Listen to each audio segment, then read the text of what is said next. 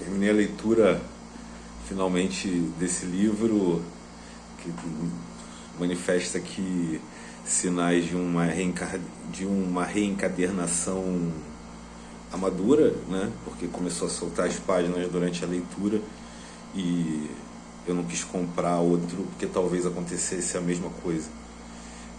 A exemplo do escritor, o personagem principal, que é o narrador também, nasceu no sul dos Estados Unidos e completa a sua jornada, o escritor falecendo em Nova York. O personagem principal não, conclui a sua jornada vivo num discurso do epílogo, também em Nova York, no subterrâneo. O escritor deixou esse plano em 1994 e o personagem narrador, como eu já adiantei, tem destino diferente. Não termina a obra vivo, a exemplo dessa obra, né? Cujas originalidade e vitalidade resistem ao tempo. O livro é uma narrativa ficcional e que acompanha a trajetória de um homem negro em busca de sua autorrealização e os espinhos dessa condição durante essa jornada nos Estados Unidos contemporânea à obra. A ficção coloca em quadro, seja qual for a entrada interpretativa da obra, os atravessamentos, para usar uma palavra da moda, da condição ou das condições das pessoas negras nos Estados Unidos. E por que não fora, né, na diáspora, em outras diásporas. As portas para a fabulação dessas condições, né, numa jornada, né, são abertas por uma qualidade chave afirmada pelo narrador e que sobre ele, muitas das vezes, de forma embrutecedora, se exerce também, né? Ele afirma e sobre ele se exerce a invisibilidade. No regime linguístico, mesmo se tratando de uma tradução, é possível experimentar a densidade de sua linguagem, da narrativa ficcional. Reformulando, talvez seja justamente pela qualidade da tradução que seja possível experimentar, mesmo no português, a densidade da caligrafia do Ralph Ellison. Trata-se de um personagem narrador que, além de invisível, é sem nome, mesmo após alcançar um espaço na universidade, do qual é desapossado, um trabalho do qual é demitido, um lugar de influência política do qual o qual é esvaziado. Além de invisível e sem nome, trata-se de um personagem sem terra e sem teto, é um personagem sem lugar. E isso não se traduz apenas na impropriedade dos lugares sociais ocupados pelo narrador sob o signo da impropriedade.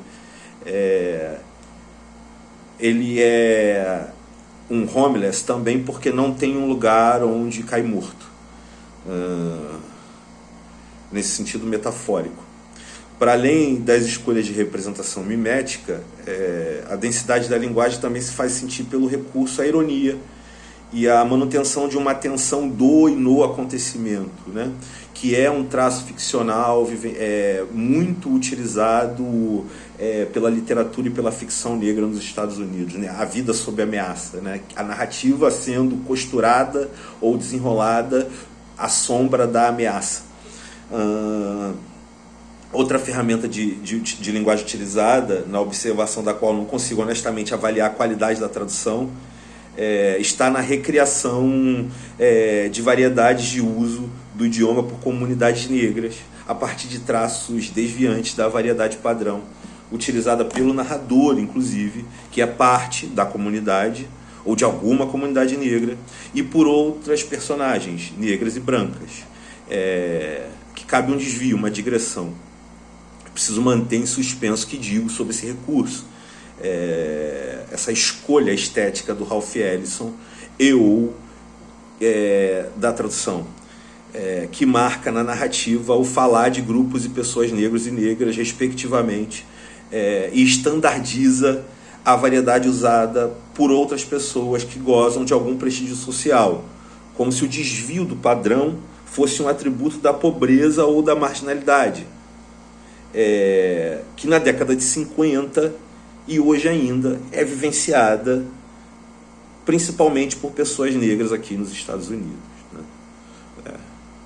É bom separar as coisas porque na história da literatura brasileira de prestígio, né, que inclui, por exemplo, Machado de Assis e Lima Barreto, essa mesma problemática recebe contornos diferentes. Então, talvez não seja o caso de ler os procedimentos estéticos sob a dúvida de serem apresentados aqui a partir de uma tradução como análogos às soluções propostas por escritores negros brasileiros, porque o problema, a época e o lugar são outros, né? Apesar de todas as afinidades.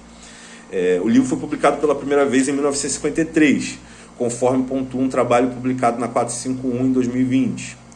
Homem Invisível foi publicado no período de gestação do movimento dos direitos civis após a Segunda Guerra Mundial, e atualiza e dá contornos mais múltiplos à problemática do Boysiana, da dupla consciência, concebendo-a como tripla, no mínimo, seja por tornar visível e sensível a possibilidade de sentir dos outros para o que significa ser negro nos Estados Unidos racista, seja por pensar essas condições no rescaldo do contato com o marxismo e o marxismo negro, o nacionalismo negro, por outro lado, a violência policial e a infinidade manifesta pelo narrador, inclusive no recurso a técnicas formais do surrealismo e do absurdismo, de obstáculos que se sucedem e impedem a autorrealização do negro, especialmente narrador-personagem, numa trajetória ou jornada que se confunde, com o qual se confunde a própria narrativa, né? No primeiro plano, até que culmina, né, até o seu apogeu, que na verdade é um ponto mais baixo, né, porque a jornada acaba se confundindo com uma descida ao subterrâneo, acaba se confundindo com uma chegada à imobilidade, né? Por que é tão clássico, né, além de todas essas razões pelas quais eu já passei?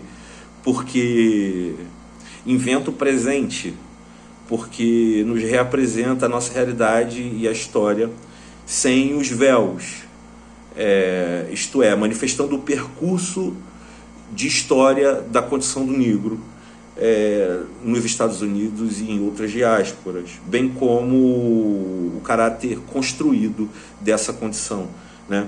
Nesse sentido, é um livro afrofuturista, no que tem de profético, no que revela o presente como a função de um futuro ancestral, para além do mero destino trágico, porque, apesar das agruras representadas, o sucesso representativo, a potencialidade de linguagem desfere um golpe de morte na supremacia. Recomendo a leitura. Homem Invisível, Ralph Ellison. Não vou emprestar meu livro, porque já está em condições que merecem um cuidado extra.